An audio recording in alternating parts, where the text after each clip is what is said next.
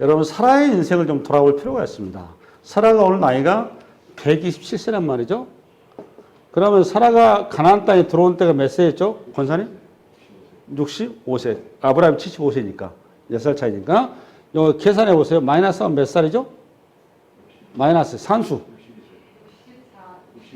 저거 뭐야 오전에 설교 들으신 분들 그냥 가만히 계시고 오후에 하신 분들 중으로 62 이게 62년 그죠? 그러니까 62년 동안 사라가 가나안 땅에서 인생을 살아온 거죠.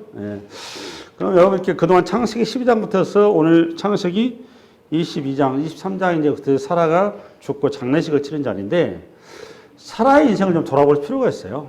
사라의 이제 죽음을 맞이한 사라를 통해서 왜 사라의 인생을 살펴야 되는가 하면 사라의 인생은 성도의 길이었고 사라의 그 길은 성도의 길은 곧 오늘 일사라는 우리 성도의 길이기도 하기 때문에 그렇습니다.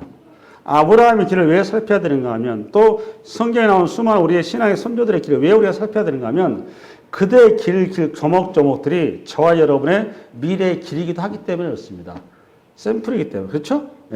우리가 막막하고 답답하고 어떤 해결책이 없고 어떤 이게 혼란스러울 때 성서에 들어가서 성경을 보고 성경 인물들의 스토리를 보면서 우리를 예측할 수 있고 바라볼 수 있고 우리를 거울이 될 수 있는 거잖아요. 그래서 그런 거죠. 오늘 사라도 그런 관점 생각을 해보자는 겁니다. 창세기 12장에서부터 창세기 오늘 23장에 이르기까지 죽음에 이르기까지 부름받아서 죽음에 이르기까지 사라의 인생이 어떤 인생이었을까? 제가 보는 입장에서 결론부터 얘기합니다. 지지리도 남편 복도 없고 자식 복도 없습니다. 여러분 지금 서운하게 생각하시죠? 여러분 사라가 부름받아서 남편 따라서 왔는데 얼떨결에 왔어요. 자기가 거쳤던 땅은 갈대아 우르입니다. 우리식으로 말하면 미국의 워싱턴 같은 곳입니다. 근데 그 어디로 부름받았느냐? 우리식으로 말하면 대한민국에 부름받은 거와 똑같은 겁니다.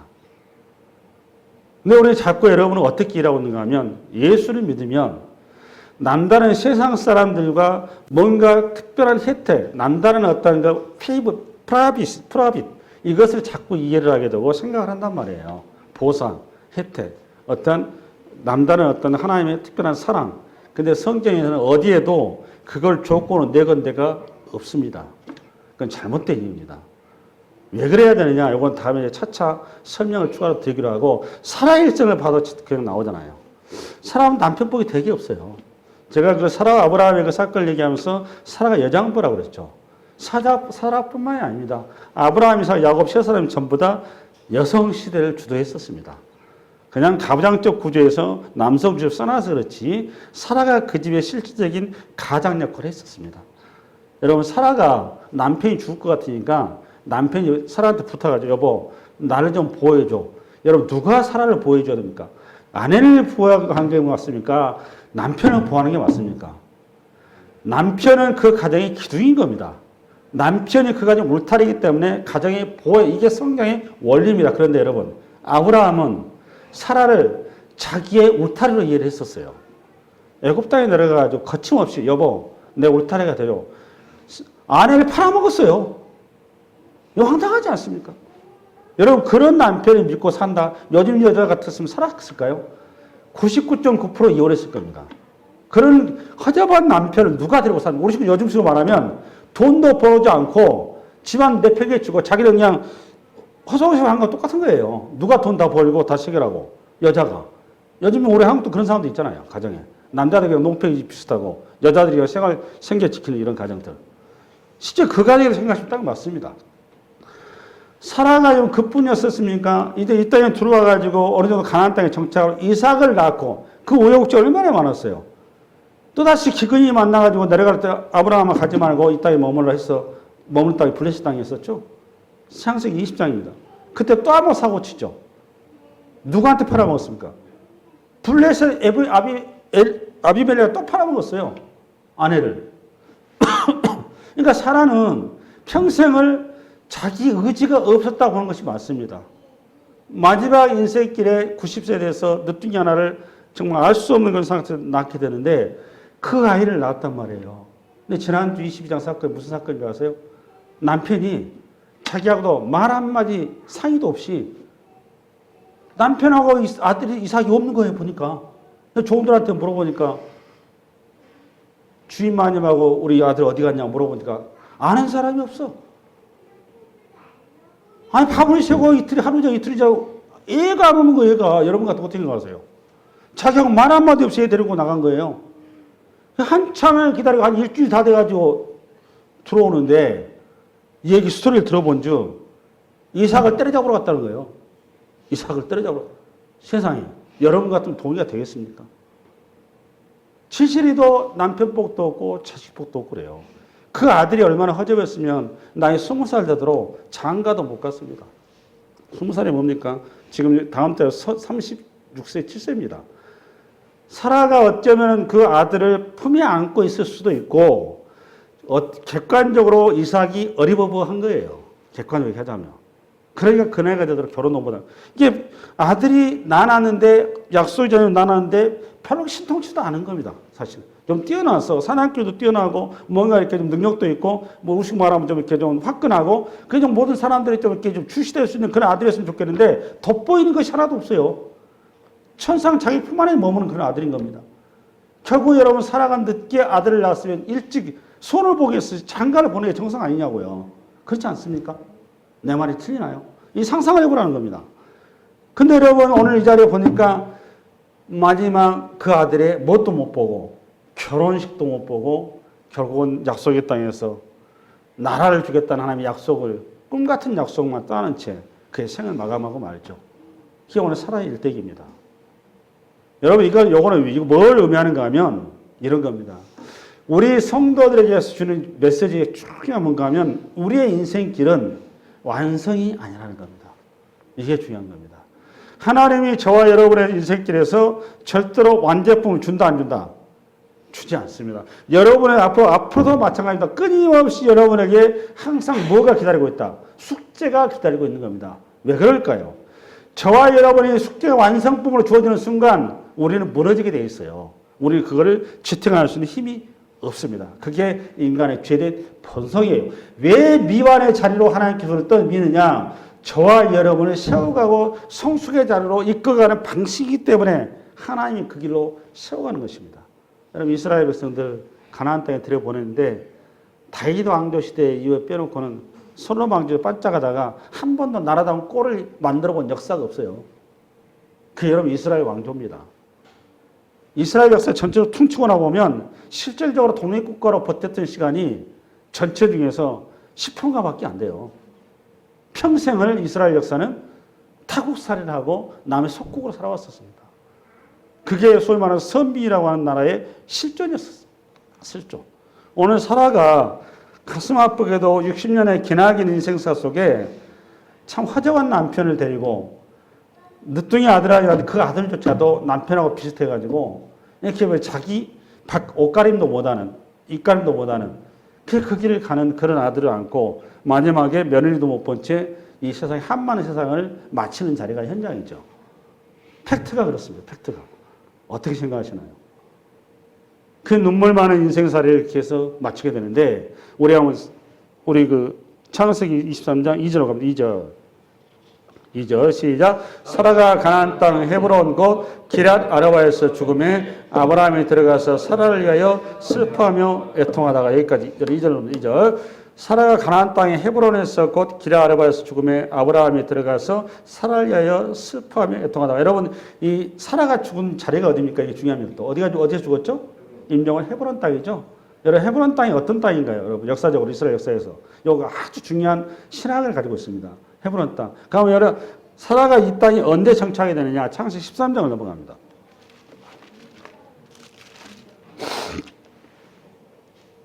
13장의 스토리가 뭔가 하면 아브라함과 롯이 갈라져서 롯이 허망이 있을 때예요. 조카 롯이 아브라함께 떠나서 소돔 고모라 땅으로 가 있는 자리입니다. 그때 이 두 손 두 발 다 놓고 있을 때 아브라함을 찾아오신 우리 주님이 뭐라고 말씀하세요? 14절부터 14절 시작. 롯이 아브라함을 떠난 후에 여호와께서 아브라함에게 이르시되 너는 눈을 들어 너 있는 곳에서 북쪽과 남쪽과 그리고 동쪽과 서쪽을 바라보라. 보이는 땅을 내가 너와 내 자손에게 주니 영원히 이르리라. 내가 내 자손이 땅에 티끌같이 하리니 사람이 땅에 티끌을 내기 셀 수 있을진데 내 자손도 세리라. 그러니까 아브라함은 늙은 나이에 조카 롯이 자기의 어떤 큰 다음을 준비하는 하나의 보험이 있었습니다. 그래서 위로였고 자기에게 어떤 희망이었고 꿈이었었어요. 근데 그 마지막 꿈의 희망 한 조각짜리도 쑥 없어져 버린 거죠. 이때 아브라함이 넉넉히 있을 때 우리 주님이 찾아와서 롯이 너의 꿈도 희망도 미래가 아니라 내가 너의 꿈도 희망과 미래다. 그러면서 다시 한번 네 후손이 땅의 뭐처럼? 티끌처럼. 그다음에 좀 있으면 또 하늘의 별처럼. 좀 있으면 바다의 모래처럼. 이렇게 하나님이 약속을 계속 해나가시죠. 그렇죠? 예. 그러니까 요때 어디로 가느냐?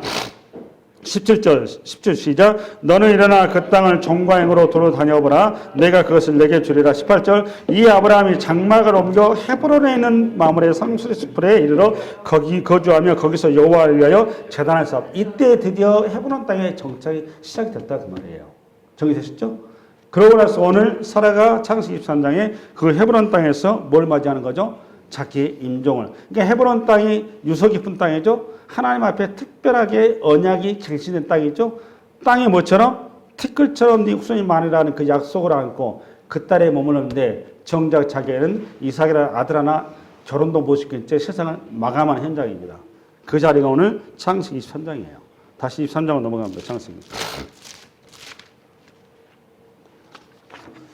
여기서 여러분 제가 여러분 나눌 게 뭐였는가 하면 장래를 생각하는 저와 여러분 태도를 얘기하고 싶었던 겁니다. 우리 23장 2절 읽겠습니다. 시작. 사라가 가나안 땅 헤브론 기럇 아르바에서 죽음에 아브라함이 들어가서 사라를 위하여 슬퍼하며 애통하다가 그다음 잠깐 애통하다가 사라의 죽음 앞에 아브라함의 반응은 슬퍼하고 애통하죠. 자기의 기둥이 사라졌으니까 얼마나 아브라함 입장에서는 힘들겠습니까?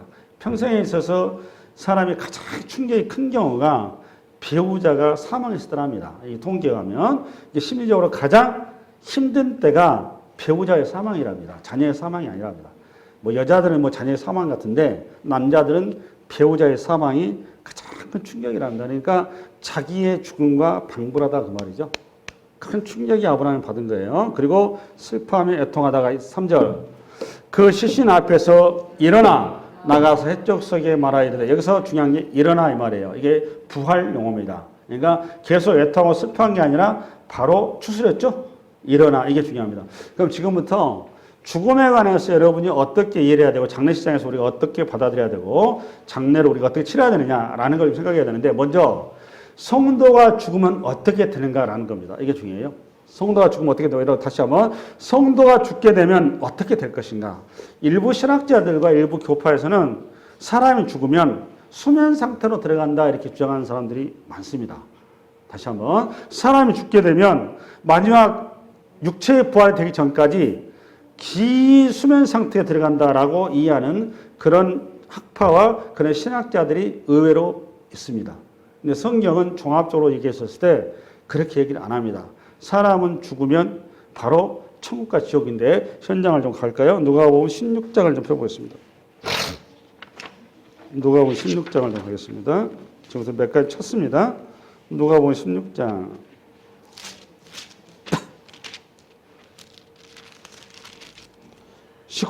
이 123페이지가 되겠네요.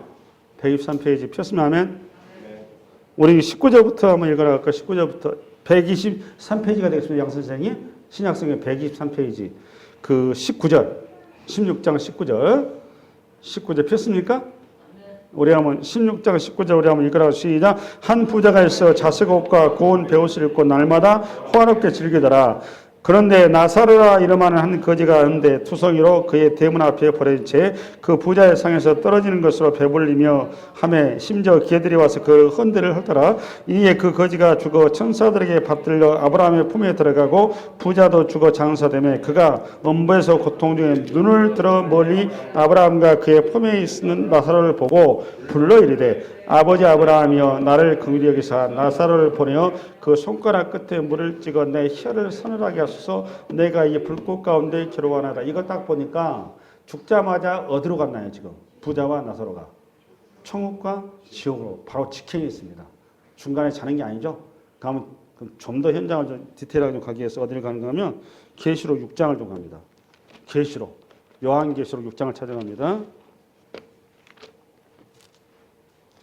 요한계시록 6장을 펴니다.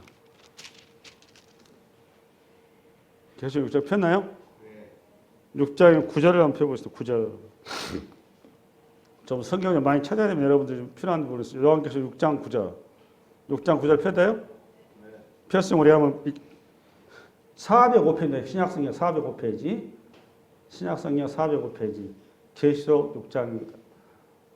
405페이지 폈죠? 6장 9절을 한번 다 같이 읽겠습니다. 시작. 다섯째 인을 떼실 때 내가 보니 하나님의 말씀과 그들이 가진 증거로 말미암아 죽임을 당한 영혼들이 제단 아래에 있어 큰 소리로 불러이르되 거룩하고 참되신 대주제여 땅에 거하는 자들을 심판하여 우리 피를 갚아주지 아니하시기를 어느 때까지 하시려 하나이까 하니. 잠깐 앞을 좀 봐보세요. 계시록 강의는 제가 목회 끝날 때까지 할 수 있는 시간이 있으려나 모르겠는데 이 자리가 어떤 자리인가 하면 여기 지금 죽임을 당한 영혼이라고 되어 있죠. 죽임을 당한 영혼이 있습니다. 여기 계시록 6장에 죽임을 당한 영혼. 그러니까 이걸 다른 말로 한마디로 얘기하면 석자로 얘기하면 순교자. 그렇죠? 네, 순교자 얘기한 겁니다. 지금 순교자가 지금 어디에 가 있어요? 지금 보니까 하나님의 제단이니까 하나님의 보좌를 얘기한 겁니다. 보좌 바로 밑에 있다 그 말이에요. 바로 밑에서 뭐 하고 있어요? 하나님 앞에 소원 기도를 하고 있는 거죠. 언제까지 나를 죽인 그 핏값이 언제쯤 보상을 받습니까? 이 말 하는 거잖아요. 그렇죠? 네. 왜 이걸 폈는가 하면 두 가지 좀 기가 필요가 있습니다. 이 성경에는 뭐 어떤 우리가 천상에 올라가게 되면 하나님 나라에서 하나님의 보좌에서 각각의 어떤 그 거리가 있나 봅니다. 근데 그거에 성경에 기록은 없어요. 갔다 오신 분들의 얘기를 좀 종합해 보면 하나님과 성도들 간의 이 땅에서의 관계에 의해서 거리가 결정된다고 그래요. 근데 하나님과 가장 가까이서 하나님 앞에 나갈 수 있는 성도는 누굴까요? 순교자입니다. 모세도 아니고 아브라함도 아니고 목사는 더더군다나 아니고 선교사도 아니고요. 순교자입니다. 순교자. 그러니까 저나 여러분이나 다음에 천국 가게 되면 우리가 놀랄 일이 참 많을 겁니다. 우리의 상상을 초월하게 생각지 못한 분이 앞쪽에 계시고 우리가 정말 그렇게 정말 괜찮을 거라고 생각한 분이 우리 뒤에 계시고 이럴 거예요. 결국 그건 누구만 신앙이라고 하는 누구만 아느냐? 하나님밖에 모릅니다. 인간은 몰라요. 그렇죠? 네. 중요한 거는 순교자가 주님 앞에 가장 가까이 가 있다는 거. 이 정도는 오늘 계시록을 통해서 우리가 확인할 수 있겠죠? 그리고 또 하나 우리가 죽게 되면 잠자는 게 아니라 수면 상태가 어떻게 된다? 바로 천국으로 바로 간다는 겁니다. 이 정도 이해를 좀 추가로 좀 어디 좀 가보는가 하면 마태복음 17장 한번 가보겠습니다. 마태복음 17장.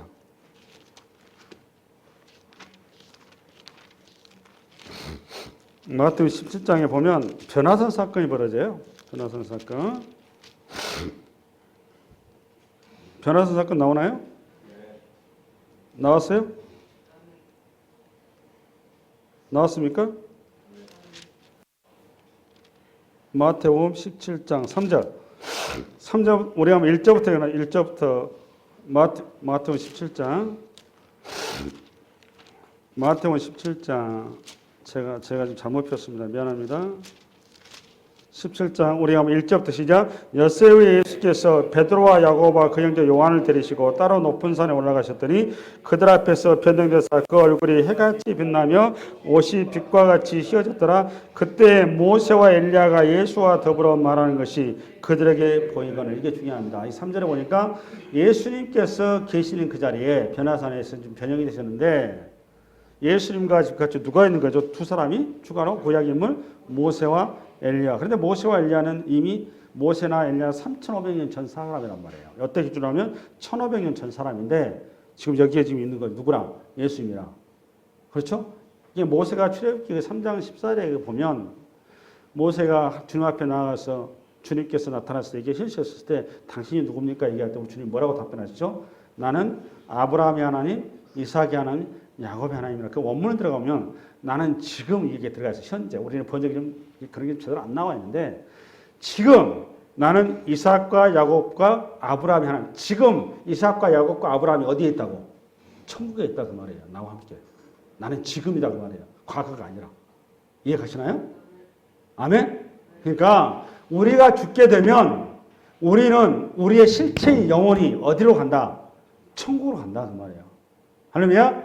아멘. 아멘. 이거 굉장히 중요합니다. 동시에 이거를 좀 신약에서 사도 바울이 적나라하게 잘 정리해놨고 요한복음 14장 가면 주님께서도 처소를 예비하려고 하니 그때 내가 너희들을 부를 것이다. 그러면 이겠죠? 처소입니다. 그럼 우리 고린도서 5장을 좀 넘어갑니다. 마지막으로 고린도서 5장 고린도 후서입니다. 290페이지를 펴겠습니다. 폈습니까? 폈으면 아멘. 아멘. 예. 290페이지 신약성경 290페이지 고린도서 4장 16절부터 볼 겁니다. 4장 16절부터 폈으면 아멘. 아멘. 아멘 안 하신 분이 계시나요? 아멘. 아멘. 예.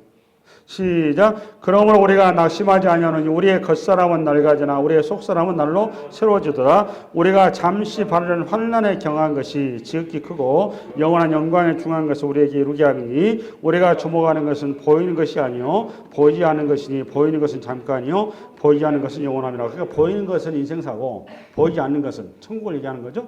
그 다음에 여기 겉사람은 육체 인생사고 속사람은 영원한 삶을 얘기하는 겁니다.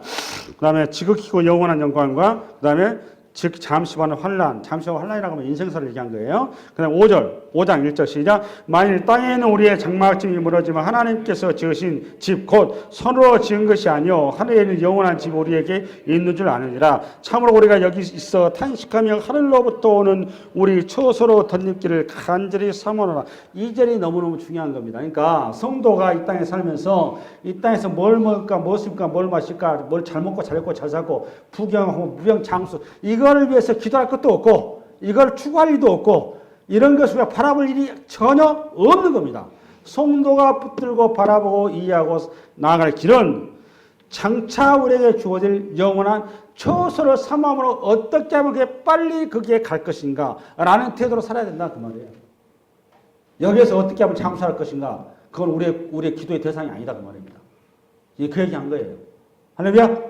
네. 우리 저기 그 3절 시작. 이렇게 입으면 우리가 벗은 자들로 발견되지 않으려 함이라. 참으로 이 장막에 있는 우리가 짐진 것 같이 탄식하는 것은 벗고자 함이요 오히려 덧입고자 함이 하미니 죽을 것이 생명의 상징과 대결하니까 빨리 천국 가고자 함이라 그 말이에요. 그리고 점프해서 우리 어디로 가느냐? 그 8절 5장 8절 시작. 우리가 담대히 원하는 바는 차라리 몸을 떠나 주와 함께 있는 그것이라. 이게 사도 바울의 얘기입니다. 내 얘기도 아니고 여러분의 얘기도 아니고 누구의 얘기도 아니고 우리는 사도 바울이 뭘 추구하고 있는 거죠? 빨리 천국 가고 싶다 그 말이에요. 그렇죠? 그럼 왜 그럴까? 그 이유는 고린도전서 15장을 넘어갑니다. 고린도전서 15장 여러분 잘 알고 부활장이에요. 15장 35페이지 283페이지 35절 열었나요? 35절 283페이지 15장 35절 폈으면 아멘? 아멘? 네, 우리가 한번 35절 시작. 누가 묻기를 죽은 자들이 어떻게 다시 살아나며 어떤 몸으로 오느냐 하리니 어리석은 자여 너가 뿌리는 씨가 죽지 않으면 살아나지 못하겠고 또 너희가 뿌리는 것은 장래의 형체를 뿌리는 것이 아니요 다만 밀이나 다른 것이 알맹이 뿐이로되 하나님이 그 뜻대로 그에게 형체를 주시되 각 종자에게 그 형체를 주시느니라. 육체는 다 같은 육체가 아니니 하나는 사람의 육체요 하나는 짐승의 육체 하나는 새 육체 하나는 물고기의 육체라. 쭉 넘어가서 점프해서 우리 42절 시작. 죽은 자의 부활도 그와 같으니 썩을 것으로 심고 썩지 아니할 것으로 다시 살아나며 욕된 것으로 심고 영광스러운 것으로 다시 살아나며 약한 것으로 심고 강한 것으로 다시 살아나며 육의 몸으로 심고 신령한 몸으로 다시 살아나니 육의 몸이 있은즉 또한 영의 몸도 있느니라. 앞을 좀 봐보세요. 사도 바울이 지금 그 고린도서 15장에는 그 육체의 부활 그리고 우리의 그 다음에 영광스러운 우리의 다음 천국 하나님 나라에서 모습 이거를 지금 그 예화들을 설명하는 이런 얘기입니다. 씨의 비유를 얘기하면 씨의 비유 무슨 비유? 씨의 비유. 여러분 가을이잖아요 지금 가을. 가을이면 만발하는 제일 유명하고 아름다운 꽃이 뭐죠? 네? 가을꽃. 네? 코스모스죠, 그죠? 저만 보고 뭐지 멀끔하지 말고 다 보지 좀 마세요. 이게 서로 간에 대화가 돼야 이렇게 저도 편하고 여러분도 이렇게 좀 이렇게 설교 듣는 맛 나고 그러잖아요. 가을의 꽃. 무슨 꽃? 코스모스죠. 코스모스. 그렇죠. 코스모스 참 이쁘잖아요. 근데 여러분 코스모스 씨를 봐봤어요? 보신 분? 권사님만 보셨나요? 나머지 분들은 정서적으로 너무 메말라 계신 것 같습니다. 좀 보세요. 여러분 지금 말 사과 씨는 보셨나요? 네. 사과 씨 보셨죠? 아, 그럼 좀 말이 좀 될 것 같습니다. 과일 씨는 보셨나요? 과일을 먹으니까. 그죠? 포도 씨도 보고. 여러분 포도 씨나 사과 씨나 배 씨나 그 씨들 과일 씹으면 씨가 어떻게 생겼어요? 새까맣게 생겨요. 내가 보기엔 저거 염소똥같이 생겼어요. 염소똥. 비슷해. 그렇죠? 여러분 사과씨 그 염소똥같이 생긴 그 사과씨에서 사과나무가 여러분 보입니까? 안 보이죠. 사과나무도 안 보이는데 사과꽃은 보일까요? 더더욱 안 보이겠죠. 사과가 보일까요? 만반의 콩떡이죠. 그렇죠.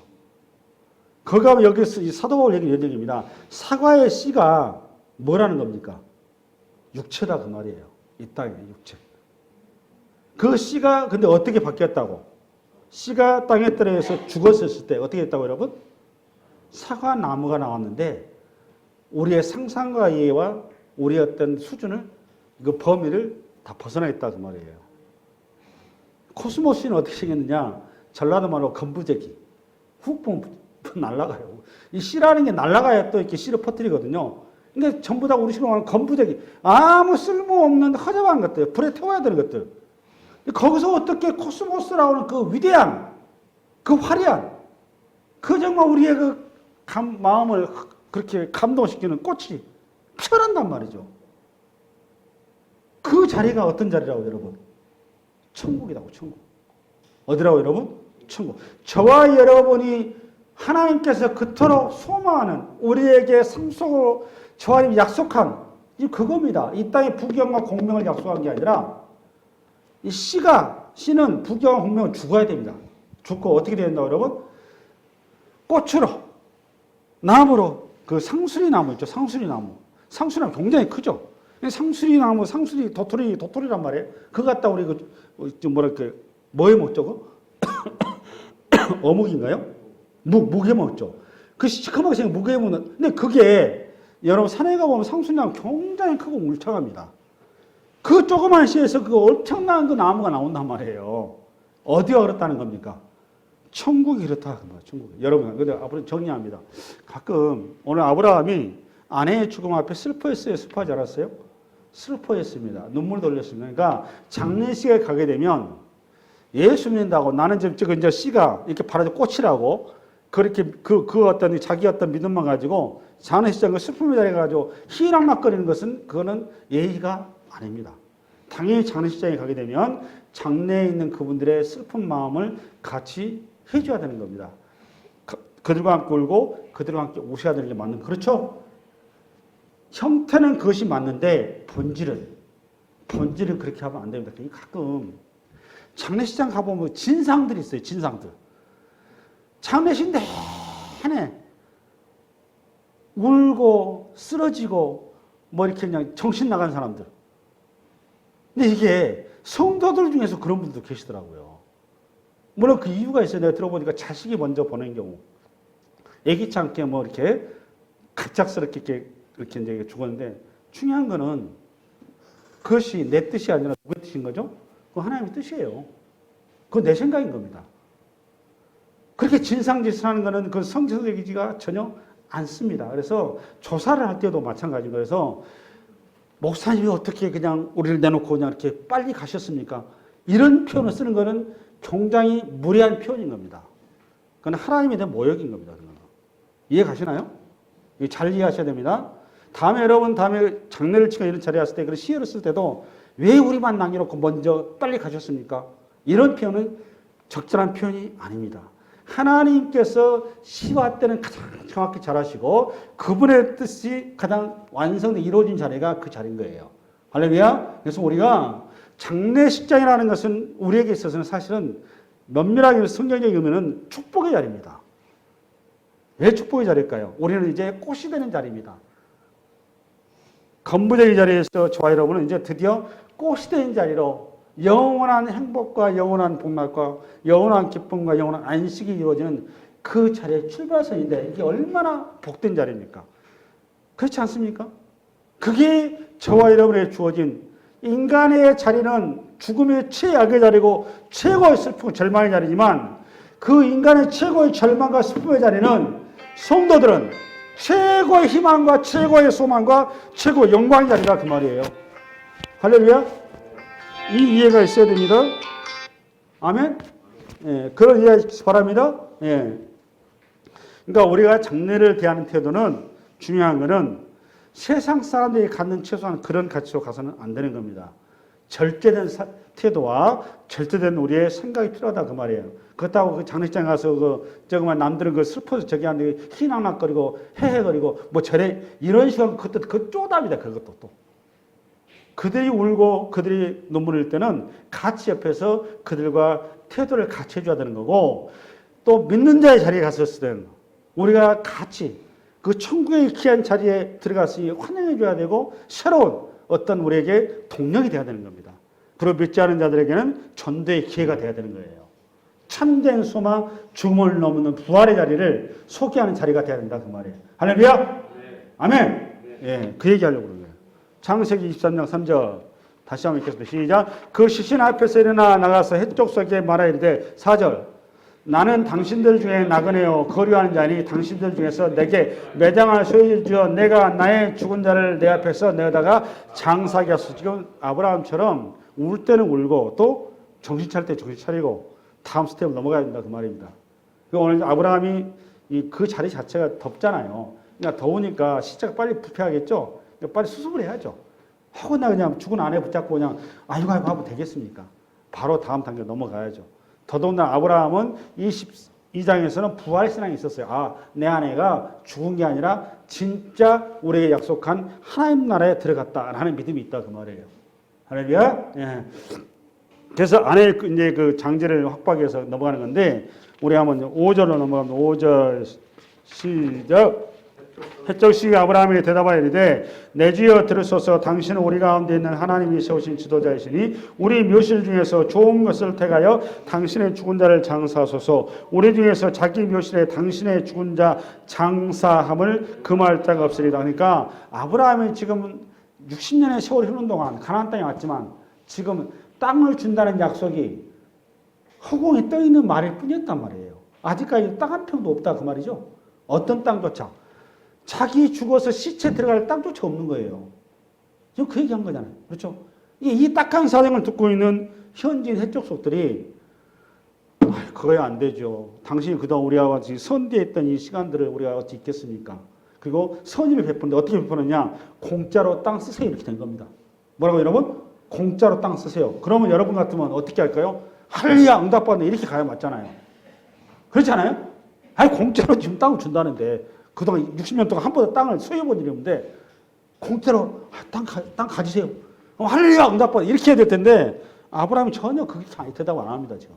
다음 우리 7절 시작. 아브라함이 일어나 그 땅 주민 해쪽 속을 향하여 몸을 굽히고 그들에게 말하여 이르되 나로 나의 죽은 자를 내 앞에서 내어다가 장사하게 하는 일이 당신의 뜻일진데 내 말을 듣고 나를 위하여 소알의 아들 에브론에게 구하여 9절 그가 그의 반머리에 있는 그의 막벨라 굴을 내게 주도록 하되 충분한 대가를 받고 그 굴을 내게 주어 당신들 중에서 매장할 소유지가 내게 하기를 원하노라 하며. 그러니까 9절에 보면 9절이 중요합니다. 다시 읽겠습니다. 시작. 그가 그의 밭머리에 있는 그의 막벨라 굴을 내게 주도록 하되 충분한 대가를 받고 그 굴을 내게 주어. 이게 중요한 겁니다. 그러니까 두 가지를 주의해야 돼요. 첫 번째 매장지가 나왔죠. 뭐죠 보니까? 매장지는 막벨라 굴. 이게 앞으로 계속 이삭과 야곱 마지막 창세기 마지막에 보면 이 야곱의 그 장례식이 어마어마하게 거창하게 이루어져요. 창세기 50장에 가보면. 애굽의 국장으로. 애굽의 뭐라 여러분? 국장으로 이루어집니다. 그게 창세기 50장이에요. 어떤 목사님 그걸 가지고 저 성도를 또 장례식 가지고 국장처럼 어마어마하게 이렇게 성대하게 치러낸다고 그런 주장을 하시던데 그건 좀 오버하신 거고. 우리의 진짜 자리는 천국입니다. 할렐루야. 예. 근데 그 자리에 또 나옵니다. 막벨라 굴이 그 자리. 근데 이 막벨라 굴을 공짜로 가지라고 했더니 거꾸로 아브라함이 뭐라고 그래요? 대가를 지불하는데 충분한 대가 이게 중요해요. 충분한 대가를 지불하겠습니다. 이 말이 에브론에게 쏙 들어와서 에브론이 여기다가 그냥 바가지를 씌워버립니다. 그 현장이 다음에 딱 나와요. 10절 시작. 에브론이 해족속 중에 앉아있더니 그가 해족속 곧 성문에 들어온 모든 자들을 있는 데서 아브라함이 대답하여 이르되 내 주여 그리 마시고 내 말을 드소서. 내가 그 밭을 당신에게 드리고 그 속에 굴도 내가 당신에게 드리되 내가 내 동족 앞에서 당신에게 드리오니 당신의 죽은 자를 장사. 그러니까 소유주인 에브론이 성주거든요. 성주가 지금 아브라함한테 아브라함 충분한 대가로 하다 보니까 뭐라고 그래요 지금? 아니 공짜로 가지셔요. 이거는 쉽게 해서 땅값 올리는 작전이에요, 사실은. 왜 그러느냐. 이렇게 그 아내를 사랑한 사람이라면 아내가 들어갈 거처를, 묘지를 공짜로 받는 법이 없습니다. 왜 그럴까요? 사랑하는 자에 대한 예의가 아니기 때문에. 그러니까 우리 장례식에 보면, 장례식마다 여러분, 믿지 않는 사람들 보면은 뭐 이렇게 세마포라 할지, 뭐 세마포라고 그러나요? 수의랄지 뭐 이런 장품들 가격을 깎아요, 안 깎아요? 그 바가지, 돋바가지 쓰잖아요. 그거 똑같은 원리면. 뭔가 이렇게 싼 걸 하면 이 망자에 대한 예의가 아닌 것 같고 불효한 것 같은 이런 느낌이 든단 말이에요. 똑같은 원리다 그 말이에요. 그러니까 이걸 알고 에브론이 지금 부추기는 거예요. 계속 공짜. 근데 할렐루야 이렇게 답 안 한단 말이에요. 아내의 살아야 될 예의가 아니다 그 말이에요. 사랑하는 내 아내를 어떻게 공짜로 이렇게 안 된다 그 말이에요. 이해되셨죠? 예. 그 다음에 12절 시작. 아브라함이 이에 그 땅의 백성 앞에 몸을 굽히고 그 땅의 백성이 드는 데서 에브론에게 말하되 당신이 합당히 여기면 청하건대 내 말을 들으시오. 내가 그 밭값을 당신에게 주리니 당신은 내게서 받으시오. 내가 나의 죽은 자를 거기 장사하겠노라. 에브론이 아브라함에게 대답하여 이르되 내 주여 내 말을 들으소서. 땅값이 은 400세겔이나 그것이 나의 당신 사이에 무슨 문제가 되니까 당신이 죽은 자를 장사하겠노라. 그러니까 막벨라 굴의 값이 얼마예요? 은 400. 그럼 권사님, 은 400세겔이 어느 정도 가격이죠? 은 400세겔. 감이 안 오죠, 그죠? 1세겔이 얼마인가 하면 4인분 인건비입니다. 인건비. 대충 10만원대리면 4천만원 나옵니다. 근데 이게 중요한 게 아니고, 이게 그때 당시에 어느 정도 가격인지를 지금 가격 환산할 수 없는 거잖아요. 그렇죠? 예. 이걸 이제 계산하기 위해서 어디 가는 게 좋은가면, 에레미야서도 있고 많이 있는데, 이게 가장 오늘 본문하고 매치되면서 여러분한테 이 신학적으로 이해할 수 있는 게 사무엘하 24장입니다. 한번 가보겠습니다. 사무엘하 24장. 시간이 좀 너무 빨리 가네요. 사무엘하 24장. 사무엘하 24장이에요. 사무엘서 마지막 장이죠. 인구조사 나올 거예요. 506페이지. 폈습니까? 폈습니까? 506페이지 폈습니까? 네, 안 졸리시죠? 안 졸리시죠? 네, 졸리면 장례식장에서 졸면 안 됩니다. 이 엄숙한 자리에서 졸고 있으면 곤란하겠죠? 네. 24년 인구조사예요. 인구조사 여러분 알다시피 다윗이 인생의 막판에 헛발질한 자리죠. 첫 번째 헛발질은 바세바를 건드린 거고 두 번째 아주 헛발질의 마침표를 찍는 자리예요. 인구조사를 해가지고 하나님께서 이 재앙을 내리신데 그게 13절입니다. 13절 500페이지 13절 시작. 가시 다윗에게 이르되 아뢰어 이르되 왕의 땅에 7년 기근이 있을 것이니까 혹은 왕이 왕의 원수에게 쫓겨 석 달 동안 그들 앞에 도망하실 것이니까 혹은 왕의 땅에 사흘 동안 전염병이 있을 것이니까 왕을 생각하여 보고 나를 보내신 이에게 무엇을 대답하게 하소서 하느냐. 여기 가시 선지자입니다. 목사님이에요. 목사님 보내서 하나님 말씀하신 이 셋 중에 하나 선택해라. 그때 다윗이 뭘 선택했나요? 사흘 동안 전염병을 선택해서 이 결과가 어떻게 됐죠? 7만 명이 죽어요. 원래는 어떻게 해야 되느냐. 자기가 석 달 동안 쫓기만 당했으면 7만 명 안 죽었을 거 아니에요. 자기만 쫓기면 당하지. 그러니까 다윗이 우리식으로 말하면 인간이 아니다 그 말이에요. 다윗이 그러니까 수준의 사람이 아니에요. 인간 쓰레기다 그 말이에요. 자기는 사겠다 이거 아니에요 지금. 그렇잖아요. 이 백성들은 자기의 그냥 부속품일 뿐마다 그냥 왕이 그 수준밖에 안 돼. 그러니까 성경은 어디에도 누구를 닮아라 이런 거 있다 없다? 없습니다. 그런 거 이해하면 여러분들 아주 성경 잘못 보는 거예요. 그래서 이제 이것 때문에 7만 명을 죽자. 우리 22절 갑니다. 22절 시작. 아우라가 다윗에게 아뢰되 원컨대 내 주 왕은 좋게 여기실 대로 취하여 들으소서. 번제에 대하여서 소가 있고 뗄나무에 대하여는 마당들이라는 토와 소의 머리가 있나이다. 왕이여 아라우나가 이것을 다 왕께 드리나이다 하고 또 왕께 아뢰되 왕이 하나님 여호와께서 왕을 기쁘게 받으시기를 원하나이다. 왕이 아라우나에게 이르되 그렇지 아니하다. 내가 값을 주고 내게서 살이라. 값 없이는 내 하나님 여호와께 번제를 드리지 아니하라. 이거 똑같은 원리예요. 그러니까 아라우나를 통해서 아라우나 타작마당에 천사가 있어 거기에다 뭐라고? 제단을, 우리 성전을 세우라 그 말이에요. 그래서 이 전염병을 막으라 그 말, 이 재앙을. 그랬을 때 그 땅이 하나님 앞에 들어진 땅이 되는 거죠. 그죠? 이 땅이 피값인 거잖아요. 지금 7만 명의 피값인 거란 말이에요. 그렇죠?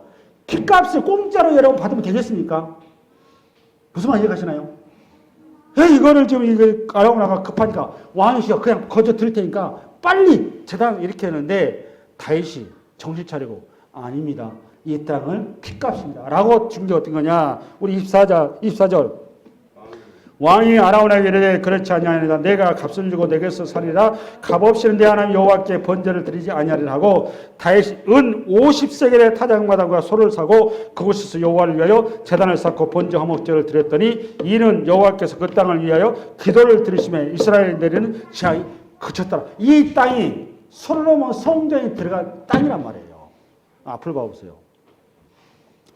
이 땅이 여러분 무슨 땅이었다고? 솔로몬 성전에 세워진 땅이. 그러면 솔로몬 성전에 세워진 땅이 몇 세겔? 50세겔. 그런데 오늘 막배라고 무덤 하나가 얼마? 400세겔. 바가지로 옴팍 썼죠.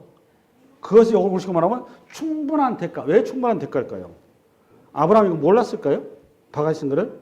너무너무 잘 알죠. 여기에 쭉 그냥 신학이 들어가 있는 겁니다. 어떤 신학이 들어가 있냐? 우리 창세기 18절, 23장 18절. 18절. 시작. 성문에 들어온 모든 해적 속에 보는 데서 아브라함의 소유로 뭐한지라? 확정된지라. 이게 중요합니다. 여 단어가 중요해요. 확정된지라. 그 다음 20절. 20절. 시작. 이와 같이 그 밭과 거기에 속한 굴이 해적 소로부터 아브라함이 매장할 소유지로 뭐한되지라? 확정된지라. 두 번이나 나오죠? 요것 때문에 그렇습니다. 여러분 오늘 사라가 죽는 자리가 어떤 땅이었다고?